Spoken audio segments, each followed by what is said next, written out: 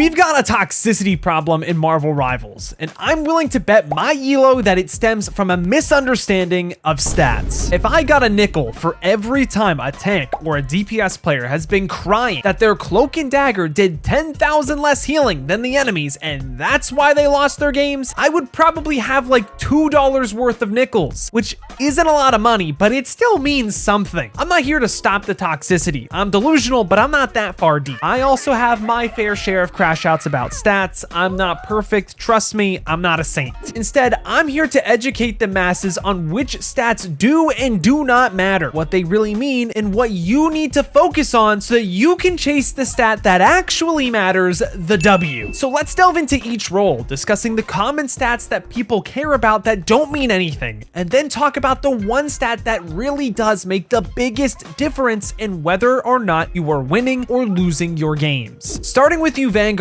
players out there, the common stat I hear a lot of people flexing is their damage blocked. Yeah, you can block a lot of damage on Strange, don't get me wrong, but just because your shield gets absolutely demolished by the Punisher every single fight does not mean you are actively contributing the most you possibly could throughout each and every fight. What makes a tank player great is how efficiently they can path with their team using the cover around the map to mitigate damage and get to a position to amplify the value of the rest of their team. This looks different depending on the map and the character you are playing as well. Characters like Magneto and Groot want to sit on tight chokes and be a presence on the front line, usually contributing to higher damage mitigation stats, while characters like Captain America and Venom want to surround the enemy and get on the back line as fast as possible. The more efficiently Venom or Captain America are doing that, the less damage mitigated they are going to have at the end of the game because, well, the enemies can't really be dealing damage if they're already back in the spawn room. So on characters like Mag and Groot, if you are playing well, you probably will block a fair amount of damage, sure, but what the stats do not tell you is what the damage is that you are actually blocking as well. If all you do is soak up Punisher damage, and then the Iron Man or Star-Lord ults your entire team because you don't have shield anymore, I hate to say it, but the game is kinda on you, my guy. And you know what? While I have the Vanguard players here, I know you guys are the ones that complain about healing the most. I know you are the ones that crash out on Cloak and Dagger players at the end of the game, but hear me out on something. If your Cloak and Dagger players constantly have lower healing than the enemies, I want you to go back and watch the replays and count how many times you could have saved a support ultimate from a Mag ult, Iron Man ult, or even a Hawkeye one-shot with just one simple use of a shield or a bubble. When the healing stats are consistently not going in your favor compared to the enemy team, Vanguards have a lot to do with this. It could be a problem with your team not having enough space, or you forgetting about key interactions that you need to play a part in countering each and every fight. Make sure you are pathing efficiently, using cover when you can, and block the damage that actually matters instead of blocking as much as you possibly can. Your team will thank you, and while your stats won't be as high, the secret stat that we're going to discuss at the very end of the video will be lower, and your rank will start to creep higher. Switching the discussion over to the Duelist role, I hear a lot of people focusing on things like kills, damage, and final hits too. This stuff matters for sure, but it's not really indicative of what makes a good DPS. For example, a character like the Punisher is going to be doing a lot more damage than a character like Psylocke. This is because the Punisher simply outputs more damage consistently and focuses on whittling down big targets like tanks, where Psylocke is typically found taking off angles consistently and looking to pick off supports or force out cooldowns like Loki runes. Because of this, the Punisher is almost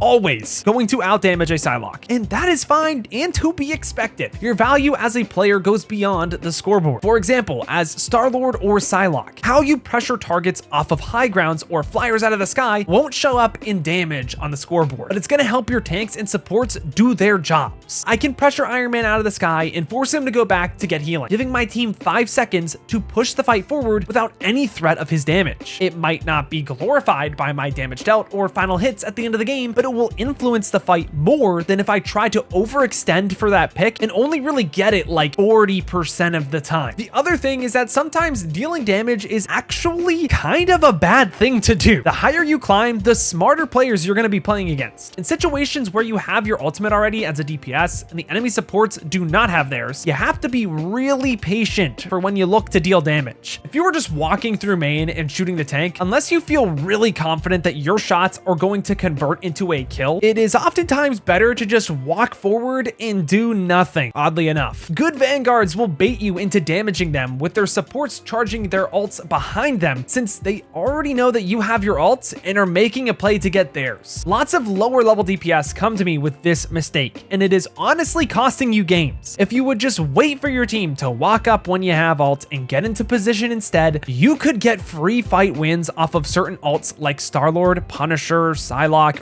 really any DPS ult. Patience on DPS is everything, and it's something I still need to work on with the role. Now we are left with the Strategist role, and this one is gonna turn some heads, but healing is a stat that you do not need to focus on with most supports outside of like Rocket right now. Now, whoa, before you flame me in the comments, hear me out. This doesn't mean that you shouldn't be healing on supports, but the role is so much deeper than that. And if you watched the recent support guide we put up on the channel, I'm sure you get what I'm about to say. In reality, the things that you do on support really do not show up on the scoreboard aside from damage and the key ultimates that you deny. For example, on Invisible Woman, I could position myself to only heal my team and just focus on playing front to back and mindlessly shooting. But what really makes an Invisible Woman insane is, well, a lot of different things. It is more about how you control the fight and find opportunities for the rest of your team. For example, this could be shifting where you are placed in the fight to cleave the enemy team on top of healing yours, using your pull to bring enemies into a killable position, pushing away strange ultimates, or shielding a flanking DPS like Hela so they can actually find some picks. Invisible Woman is the easiest one to conceptualize this point with, but the same is also true for Cloak's flashbang, saving teammates with Adam's soul bond, and even clapping at the right time so that your Punisher doesn't just blow up instantly when he looks to ult, all making fights end faster so that your team ends up taking less damage. Ultron is another great example for this concept, since his drone doesn't output a ton of healing, but saves the entire team from certain breakpoints, like Spider-Man and Black Panther dives, and even more that you're seeing a lot in Season 2.5, and probably eventually when this video comes out, Season 3. Seriously, support players and anyone watching this video, look outside of the healing stat and look at what else your teammates are capable of, and this will make a lot more sense, because now you can enable them to kill the enemies faster and thus have less healing at the end of the game, but you do win. We have finally made it though to the stats that matter the most: your win rate on a given season,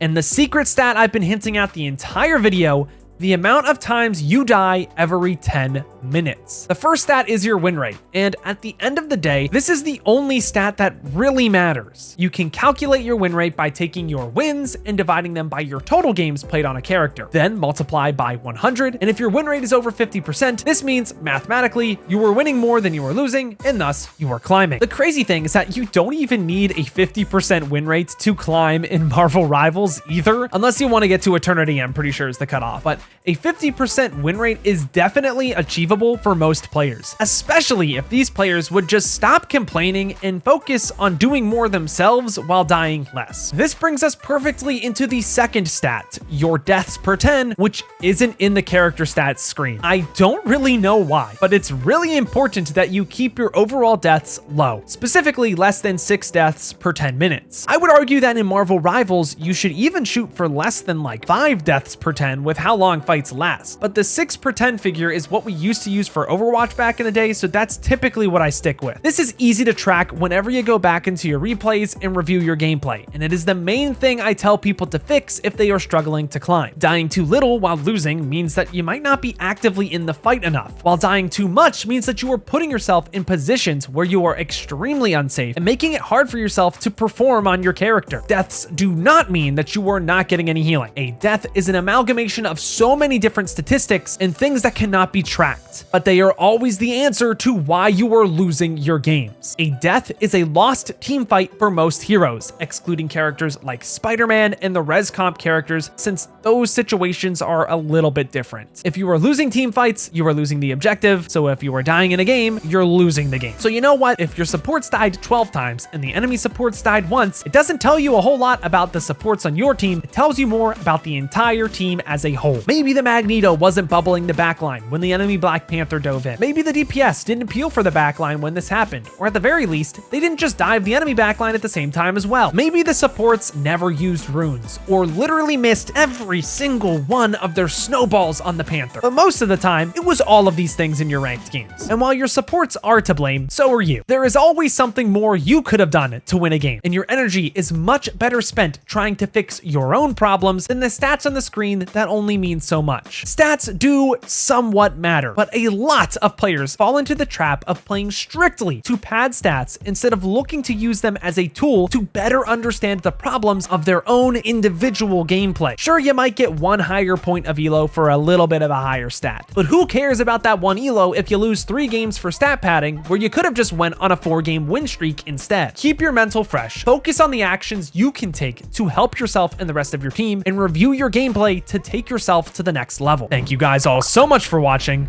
but until next time, I've got to peace out and Paz out. I'll see you in the next one.